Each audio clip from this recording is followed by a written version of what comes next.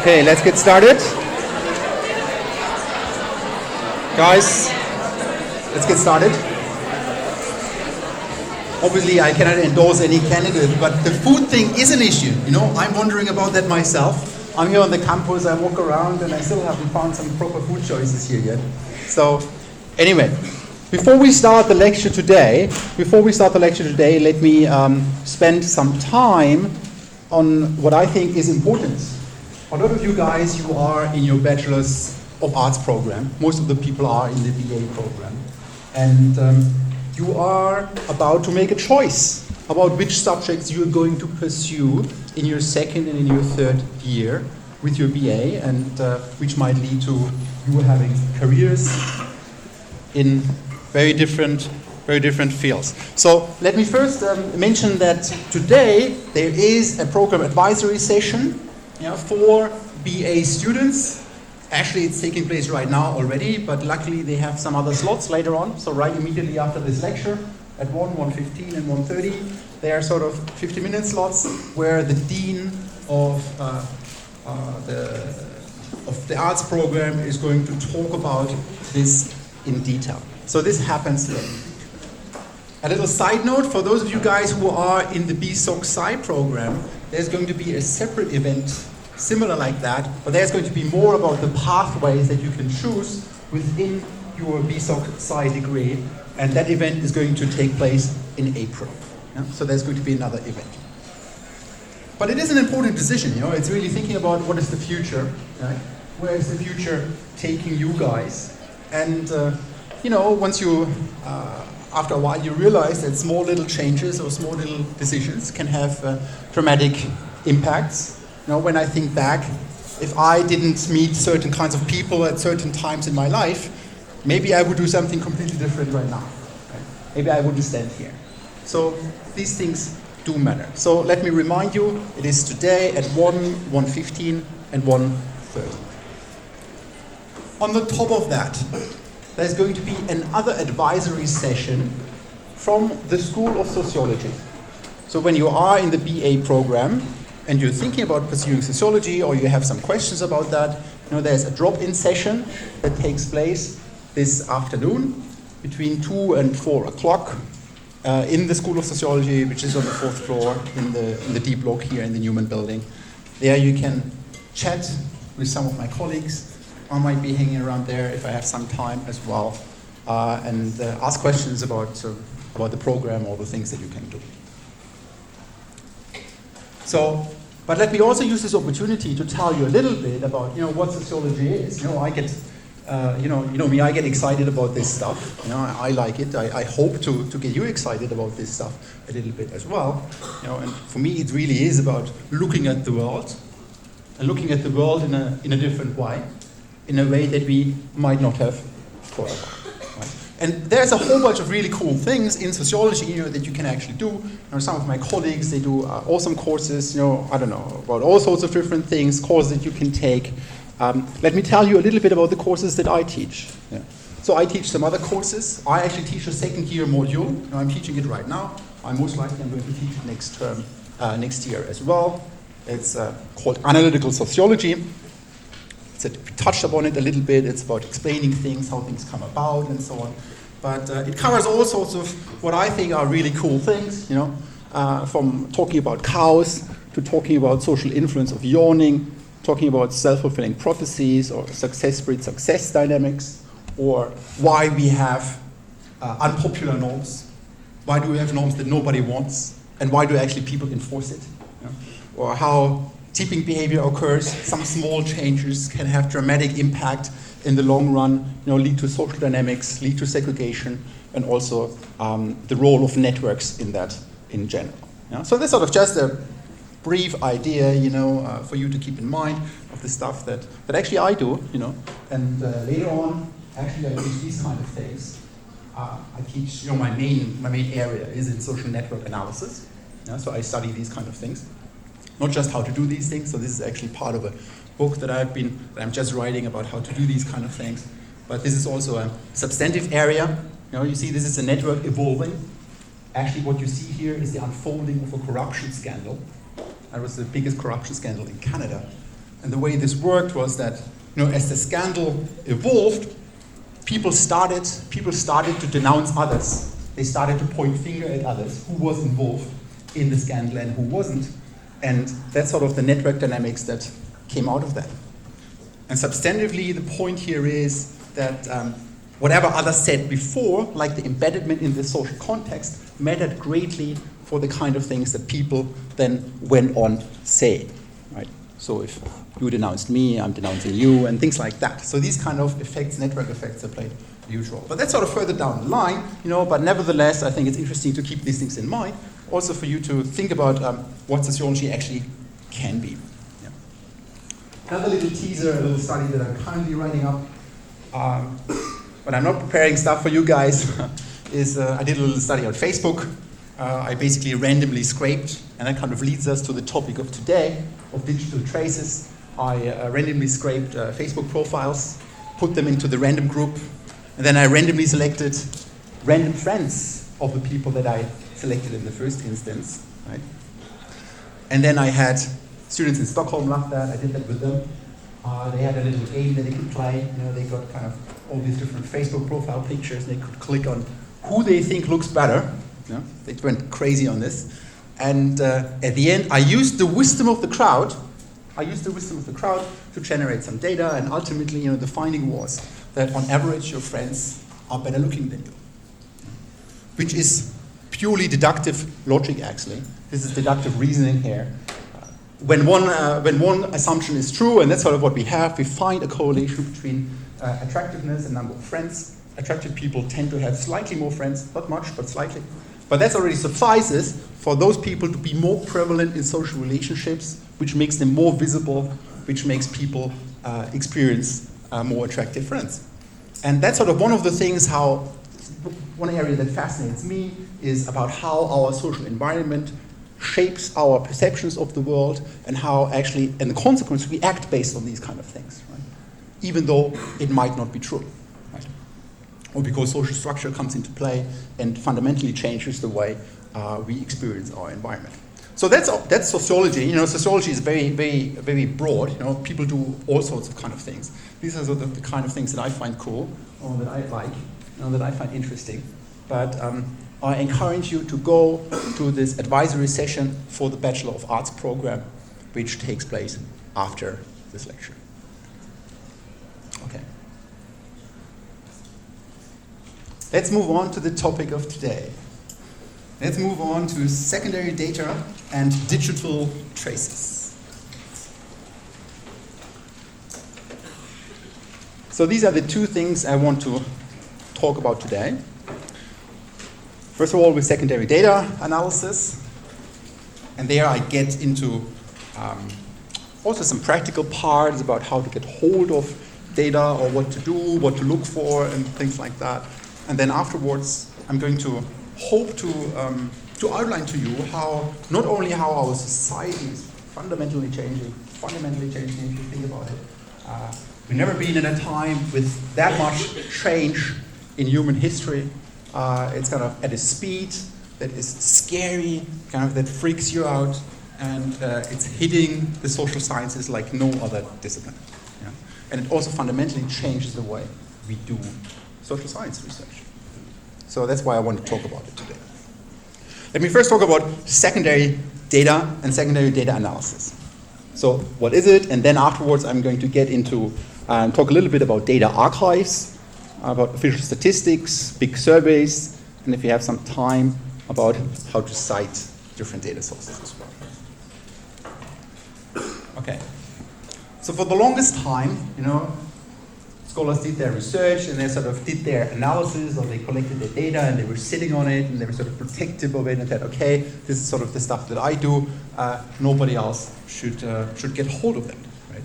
But as I already mentioned, this is changing. This is changing not only in the way that nowadays it's much more the norm for scholars, like me, when I write a paper, to provide a replication pack, right, so that others can actually go and replicate the findings, make sure that I actually did the right things, right? That I'm not just making things up. Unfortunately, people do that, right? They make results up, even established academics. So replication packs is sort of one security check in here And in part of these replication packs, people make data available for others. And as I said, it's sort of a great project in a bachelor thesis or in a master's thesis to replicate some analysis that somebody else did, use the same data, and run the same analysis. Right?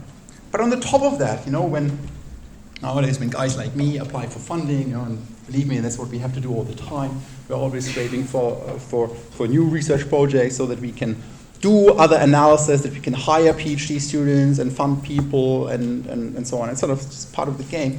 And when guys like me write grant applications to, let's say, the European Union or the European Research Council or things like that, or the Irish Research Council, which is what I do, write these funding applications. Nowadays, these funding bodies, most of them, at least at the European level, they require people to make their research publicly available with open access and even making the data available as well. Right? So now this leads us to the distinction between secondary and primary data. Right? Secondary data is essentially data that others already collected. Right? Somebody else went out, conducted a survey, right? Or they did some interviews, they collected this data, and then the data is there, and then it's being made available for others. Right? In contrast, primary data is data that you collect yourself. Right? So if you design your questionnaire and you send it out to people, then you're collecting primary data. So secondary analysis is then analysis that is done on secondary data. Right? Or basically somebody else gathered the data for their own purposes, whatever it was, right? And then you analyze the data for your own purposes. And there are already a ton of advantages. I'm going to talk about that because sometimes it's just really, really impossible for you to to pull the weight of a large international collaboration and run a huge survey with tens of thousands of people participating and so on, right? But sometimes that's what we need for the kind of social research that we want to do. So secondary analysis comes into play here. But secondary analysis and secondary data is not just limited to the kind of quantitative or survey data that we talked about the last time, right? But in that field, and that's sort of why we're having this now, in that field it's sort of very dominant, right? When you run large surveys, it makes a lot of sense to make the data available to other people. But secondary data is not just limited to that. In fact, there are archives, we'll talk about that later on, there are archives for qualitative research as well, where people make their field notes available to others, where people make their interview recordings available to others, and things like that. Right? So secondary data is much more general in that sense. It's really like taking the weight off your shoulders to conduct study and collect data by yourself, and allows you to focus on actually, mining the data that you have in front of you. So this leads us to the advantages of secondary analysis. In my work, that's basically what my daily bread and butter is. That's sort of the kind of stuff that I do. But I also recommend it for master students, also for PhD students, just for the simple reason that it saves a lot of money and time. Right? You would have to go out and collect data about living conditions in Ireland or something like that. Would take a long time. If somebody already collected similar data that you can use for your kind of analysis, it's a huge saver of money and time. The next point, another advantage is large samples. Right? So some of these studies, and I'm going to talk about some of them a little bit, they interview thousands, 20,000, 30,000 of people, run surveys on that. It's a completely different scale. It's kind of on, we are involved in projects at the European level, the European Social Survey, which has been run through UCD, the Irish part of it, or the International Social Survey Program, sort of a vast enterprise where in the ICPRS it's over 100 countries participating, where basically the same survey is being administered to people in different countries, and that's just something you couldn't do by yourself, right? Something you couldn't do by yourself, and then drawing on the data that others collected for these other countries, it allows you actually then to do some very detailed analysis on these large samples, but also to compare, for example, different countries or different subgroups and so on. Another advantage that we have with secondary analysis is, often this is sort of by the point it gets to a large study, a lot of people have looked at this, right? And you saw how easy it is to make mistakes with questionnaires, right? But how easy it is to ask questions in a way that they can be misleading, or they can be ambiguous, or that you even introduce some other effects that you didn't think about before, like question ordering or answer categories or question wording effects and things like that. So normally when you have data, secondary data, it kind of went through a long process of ethical clearance or kind of, of quality checks as well. And often it's sort of high quality data. Yeah? For example, the European Social Survey is a very high quality data. Okay, it allows you to do subgroup analysis and sometimes very detailed. Later on I talk a little bit about that. When I was in Sweden, I was working with official statistics there. And Sweden is paradise for social scientists because there's basically data on everybody. So I was working with a data set on everybody who ever lived in Sweden in the last 30 years. It's a little freaky if you think about it. Yeah? And in Sweden, everything is sort of connected to a person number, so you can link everything. It's crazy.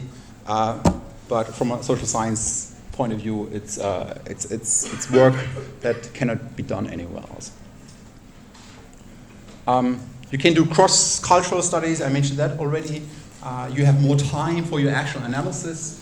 It enables you also to apply recent or new theory to old data. Go back to old data. Often that's kind of what people do. That's kind of stuff that I do as well. There's sort of a development, a theoretical development. Then we go back to the data that other people had used before. It is good data. Why not? Let's have a look at that, and we get a lot of value out of it. Okay, let's talk a little bit about some disadvantages of this approach. I'm very much in favor of this, but obviously there are also some disadvantages as well. Well, first of all, you might have to become familiar with the data sets, that actually others collected, and sometimes this can be very complex. Don't be surprised by how complex these things can be, with lots of different sub-questionnaires that they had, and they all fit together somehow. So one really needs to get an idea about how things actually happened, and the most you know about a study is when you collected the data by yourself, right? Because then you ask the questions yourself or whatnot. Somebody else did. You're not entirely sure. For the good surveys, this has been documented very well. So for the European Social Survey, there's very good documents about how actually people collected the data, and that's extremely, extremely helpful. But that's not always the case with secondary data. And most importantly, at the end, when you use an existing data set, it might not cover the areas that you are actually interested in, right? Or it might have asked things in a certain way that you would not have asked, right? So it's sort of an approximation towards the kind of things that you want to do. And my philosophy is go and check if there's something that you can use. If you can use it, it's great. Right? If you don't, go and collect your own data. That sort of, makes a lot of sense. Like instead of kind of reinventing the wheel, look if somebody already did some research along these lines. Okay, so let's quickly contrast primary data with secondary data. In this little matrix here. So when you have primary data, you collect data yourself. You have a problem. It's sort of a purpose. That's sort of the problem at hand for which you collect the data. The process is very involved. You go out, like every last time, you go around, you try to get people participating in a study and whatnot, you hunt them down. Costs are usually very high. It takes a lot of time and effort to do that. Secondary data analysis, in contrast, data has been often collected for other problems, or sometimes for very general things. And there are these we come back to that in a little bit. There are some very general data collection efforts where just some basic stuff is being collected on a national, on a European level, and so on, for all sorts of purposes. So it's not a specific problem or specific purpose, but all sorts of purposes that people have already in mind, because they know lots of people are going to use them. So it's often much easier to get access to the data, low cost and short time. So in my view, it makes sense. I get excited about this. Secondary analysis can make your life a lot easier. Yeah, let's just look at this a little bit. Anyway, let's move on. And now let me tell you a little bit about how we actually go about getting hold of secondary data. How does this work? And I mentioned already, I don't know, the internet makes a lot of things easier, makes our life much easier. These things existed already before, but nowadays it's becoming so much easier. There are data archives out there. There are clear data archives out there, often at the national level, but sometimes at an international level as well. And these data archives is basically a repository, an online repository where people, researchers like me, deposit their data. Now, sometimes it's a requirement to deposit it with a specific data archive, and then the data is being made available for others through this website. Often there's also a registration process, or sometimes you need to apply for approval or things like that. It's not just click and download all the time, but these archives are out there, and there are some very useful ones. Right? And believe it or not, I was surprised to see actually Ireland actually has a good data archive. So there's the Irish Social Science Data Archive, which is based at UCD. So the library at UCD runs this. They support that, and it's basically a website, ISSDA. When you go to this website, let me just quickly do this, just so that you get a feel how this thing is, right? So there we are, the Irish Social Science Data Archive, and they have all sorts of data sets that they that are there. You can look at, okay, there's, for example, I don't know, the Irish Social and Political Attitude Survey, that you can click on that, you get information about it, you get the detailed questionnaires, you get ways to get hold of the data. So there's also another study, the Growing Up in Ireland study. It's sort of a huge enterprise that actually we will come back to after the reading break. We will look at this data a little more, which is a concerted effort of several universities here in Ireland. It's led by Trinity, but UCD is involved in it as well, where basically they follow 20,000 kids as they live their lives. Right? They started following them when they were sort of born, when they were infants, and now this study runs already for 15 years. So now they're teenagers, and they go back and ask the same people, sometimes the same questions. Sometimes they ask parents. They basically look at how people evolve. How does their life look like? How does their life change? How does the social circumstances change? So it's a very extensive enterprise, that has not only a quantitative component, but also a qualitative one. So there are also in-depth interviews with the parents, or then with the teenagers later on as well. So that's sort of the Social Science Data Archive. And when you click around that, there's sort of lots of other links as well. So that's kind of a good starting point as well, right? A good starting point to get help of, for example, get other data archives. There's sort of a list. There's sort of links to the departments, to the government departments in Ireland. They are all sort of jumping on this right now to make data available, right? To make it public, so that actually folks like you can actually use it, right? And analyze what they have. Okay, so that's the Irish Social Science Data Archive. To be honest, I was really surprised to see that it actually exists, and it is quite good. I was in touch with those guys, and they're very helpful as well. And we will come back to the Growing Up in Ireland study later on in this course. Okay. Well, there's also the Irish Qualitative Data Archive. It's hosted at Maynooth University, and it's basically the same idea, same principle. But now they are sort of, interview recordings, field notes, ethnographies, things like that.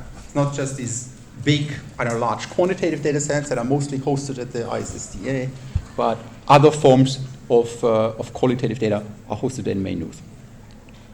So it's incredibly useful, to have a look and check these things out when you are interested in a certain topic. Let's say, I want to know more about youth and deviance, or youth and smoking, or I don't know. You go there, you check the existing studies that are already there. One of the major players, actually internationally, is the UK Data Archive. They pushed ahead many years ago already. Now they have a huge repository. There are thousands, tens of 20,000s of studies that are sort of, it's like a catalog basically. It's like a huge database, and you can go there and you can find out about things. Furthermore, through the UK Data Archive, you'll also find the survey question bank. That's another useful thing to look at. Basically, there they have a repository of questions that people ask in surveys. Right? Remember last time we talked about, how the kind of mistakes that you can have in questions, right?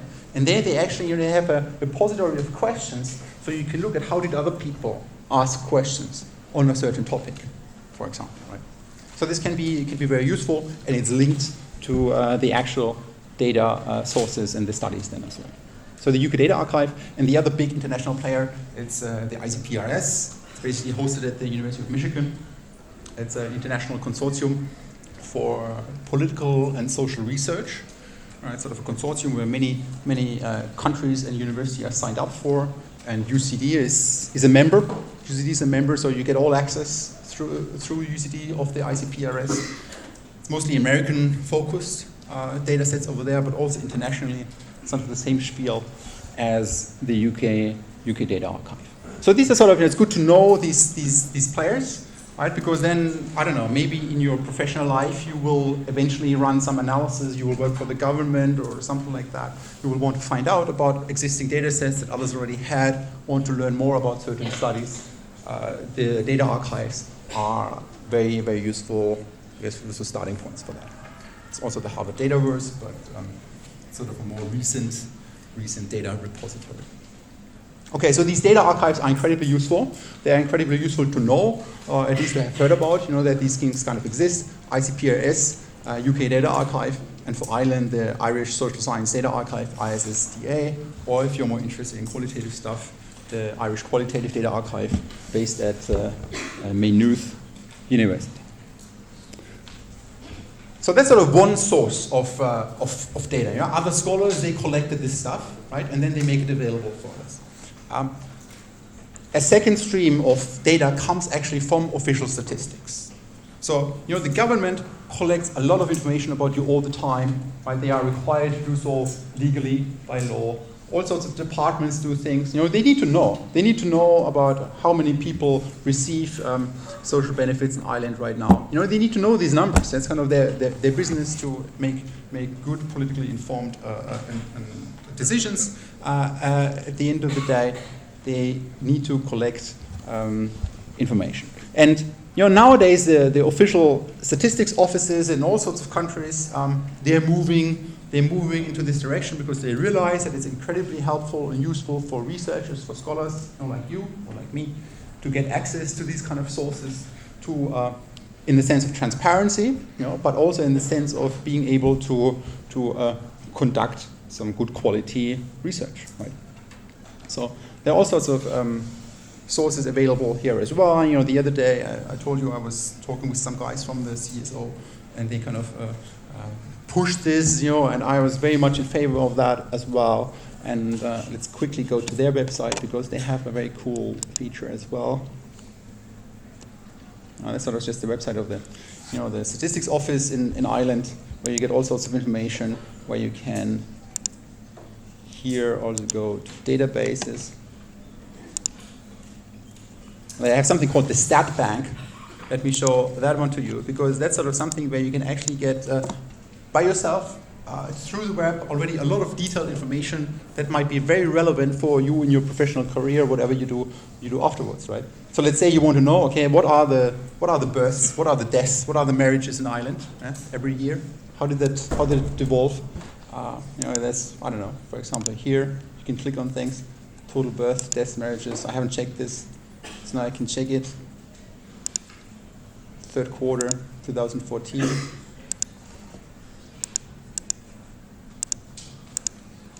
So here you get the numbers.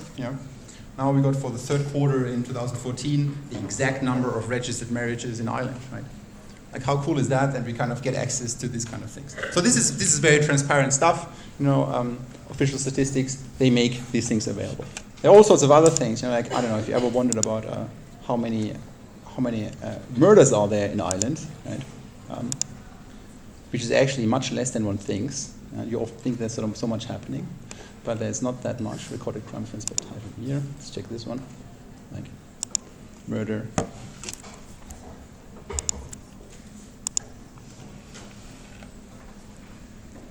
So you see 2014 in the whole of Ireland there were 52 murders.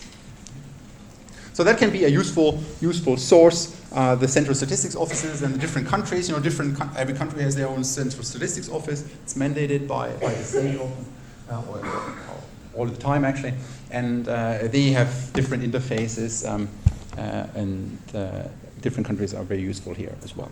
But also different departments. So if you are interested in something more specific, like I don't know, the Department of Health in Ireland, they provide a lot of information as well through their website. Other departments do sort of the same thing.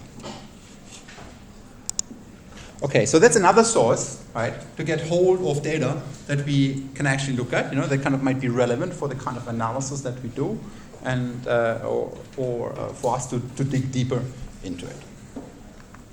So we have the archives, where other studies are being deposited. Then we have the official statistics, that come from the government bodies. But then we also have sort of a bunch of really big surveys, that are often run by a huge consortium of universities and scholars, where many people are involved, and they collect data on a massively large scale to provide it then afterwards, right, to people and to the members who participated in that. So one example is the Growing Up in Ireland study. It's sort of a major effort. If you look at that, they already do that for 15 years, right? And they will do that for another, I don't know, in the ideal world, they follow those kids until they die. Yeah? And then kind of we have a whole picture about how does a life in Ireland look like? How does it change? Sort of how was it? Sort of what are the conditions and things like that. So that's sort of a big effort. The Growing Up in Ireland study, they're almost all universities in Ireland involved in this. And it's a fascinating data source. There's also the European Social Survey. I mentioned that. It's sort of at the European level, where different questions are being repeated, in all different countries, and sort of a massively large scale. When each of the European countries, they have at least, I don't know, more than 50,000 participants and so on. So it really adds up. Or maybe you came across these kind of things, like the OECD runs the PISA study about, the education of teenagers. How good are they in comparison to other European countries? So these are just a bunch of big surveys that I want to mention. There are several other ones, and when you get into a field and when you're interested in something, ask your supervisor or the people who know the field. They will direct you to the relevant data sources. Okay, so we have sort of all sorts of ways of getting hold of secondary data. What we do, we also cite this data. So, and that sort of brings me back to one point that we didn't have time to talk about before. That's plagiarism. Let me quickly talk about that. Plagiarism, so that we all know, is the act of stealing someone else's written work and attempting to pass it off as your own, right? And not citing and referencing correctly counts as plagiarism.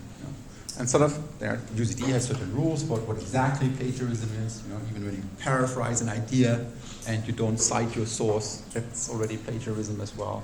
Or if you quote more than 3 words in the exact sequence and you don't cite the source, that's plagiarism as well. But we also cite data, right? So other people collect data, and then we refer to that, right? We acknowledge the effort that they made, or we also point them to the directions so that others, everything that counts for citing research articles or books and so on counts for data as well. That then, it's being linked together, then other people see who else did work on the European Social Survey, what are the other problems that they had, and it's all being linked together. But you also can link then to, who collected the data, in which context did they collect the data, and often these data providers have a very specific guideline for how to cite something. So when you go on the European Social Survey, for example, there's sort of, when you click around, you see, okay, citation of the data. This is sort of how you should cite it when you use the data in a study or in your work or where else. Right? Okay, so that's sort of the citing data stuff. And secondary data analysis, it's using data that other people already collected before. It does not only have to be limited to survey data. A lot of survey data goes into that realm just because it's more easily being made available than I don't know, it used to be difficult to make 200 hours of interview recordings available or to make sense of that. But nowadays these things are being available as well. So secondary data spends all sorts of data collection efforts nowadays. Okay, let me move on to the third part that I want to talk about today.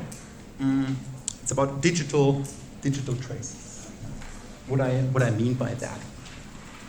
Basically, it's about digital footprints. It's about digital footprints that we leave behind. And we leave an awful lot of digital footprints behind. I hope that you guys are aware of that. Yeah? You know, I'm sort of a different generation. When I sort of grew up, it's not that long ago, you know, but there, I don't know, we just weren't connected like you guys are right now, right? And then we kind of realized, hang on a moment, what is all the information that we're being, suddenly being, we are making available for people to find about us? And it's very important to be aware of the things that we leave behind, right? Because unfortunately it stays there for a long time, and sometimes you don't really want to have that. Right? But you know, there is this wave hitting us, and you know, I'm saying this. I was saying this earlier today. There are massive changes happening. Massive changes. We never had that rate of change in human history. You know, it's like even the Industrial Revolution doesn't even come close to the kind of changes that we experience right now. You know, within a few years, you know, complete new technology shows up. The way we work, you know, the way I work, the way we teach, you guys get a feeling for it a little bit. But that's just the beginning of how all these things work out, right? So this is sort of massively transforming not just society, but also the way we do social research.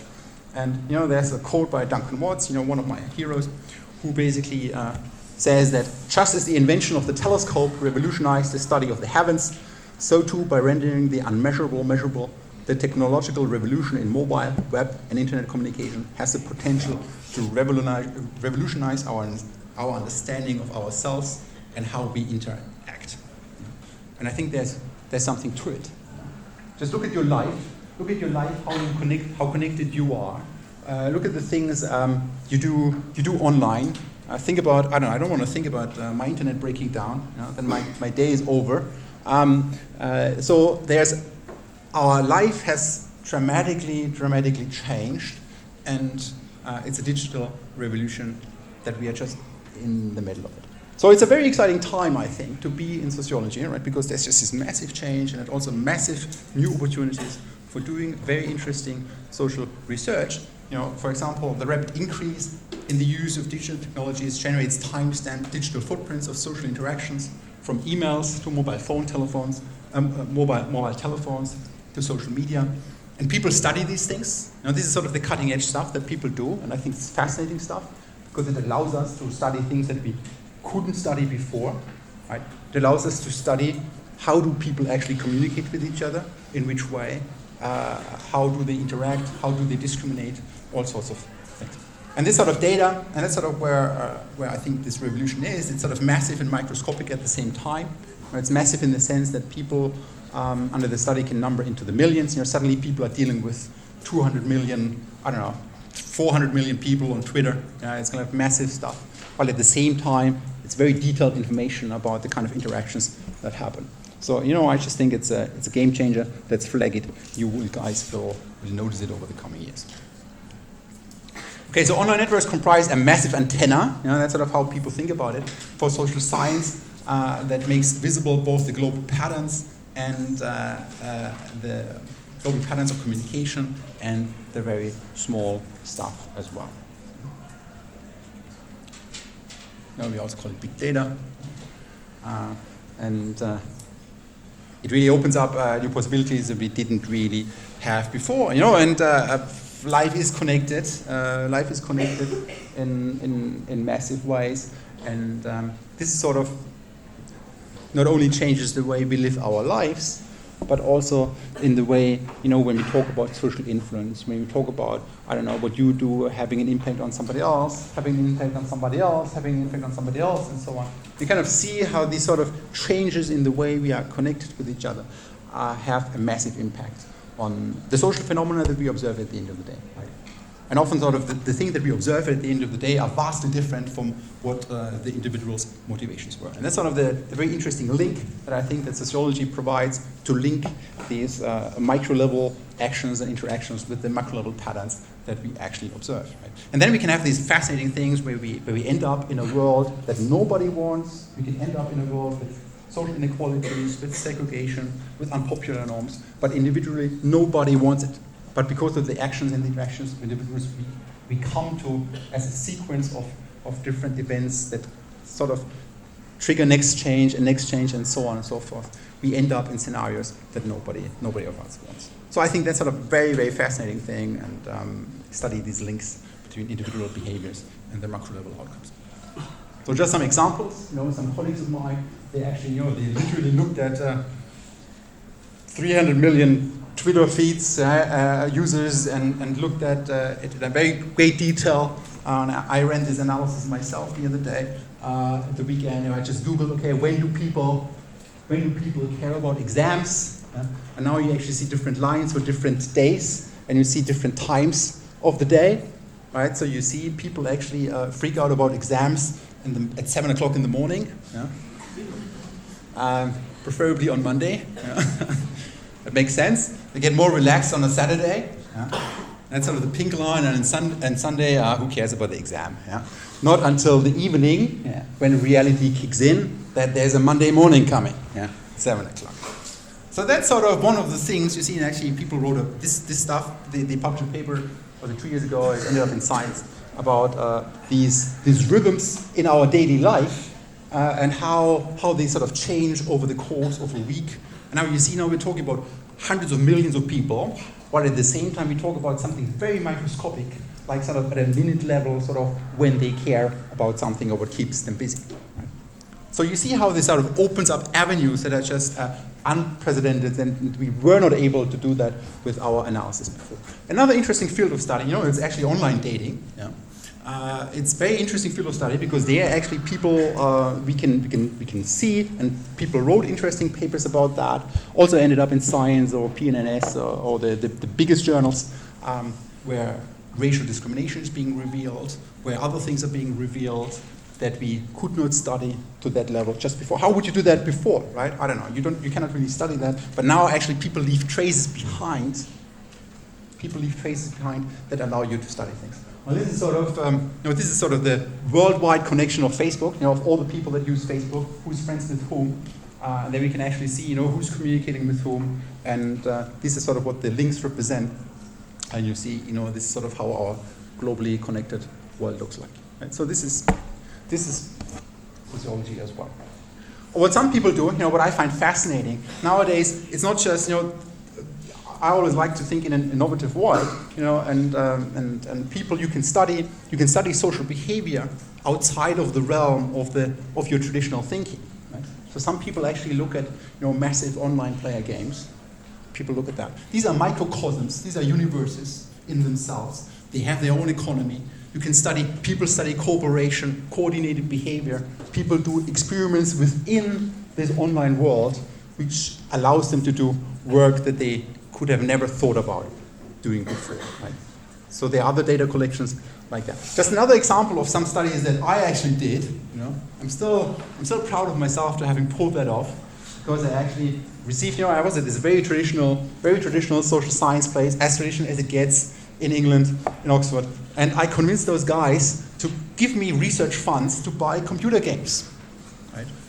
I bought all these computer games, and why? Not because I want to play them.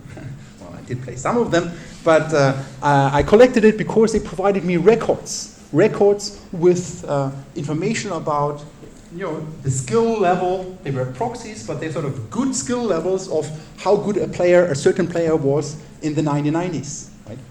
Sort of gave me an idea, sort of a measure to capture individual quality that I could then use in some additional studies where I looked at this in more detail. Right? And then some other studies. I told you I'm not a fan of Manchester United, but it doesn't mean I don't study them. You need to know your enemy. And I looked. This is part of my research. I looked at how the interaction patterns actually look like of the different players, who passes the ball to whom, and I related that to the performance of the team as a whole. Right? And interesting you see is that Cristiano Ronaldo at the time, he received a lot of passes, but he didn't make any passes to anybody else. On the right-hand side, you actually see a visualization. It's also part of my research about where the action happens. Right? And you see, this is already different stuff, you know, from the traditional thing of going and doing a survey and asking questions, so, which is very useful. I think it's very good and can be really fascinating stuff as well. But you can really go in and look at the micro details. Here I'm looking at geo-coordinates, end time, you know, and look at how the interaction happens and how it evolves. So there's sort of a lot of what I think really, really cool stuff that you can do with digital traces. I think there's sort of an area that is just about to grow. And believe it or not, UCD is actually a good place to be right now. You know, the university realized that this is sort of a major area and put efforts in it. You know, they hired guys like me, they hired other people, and there will be more.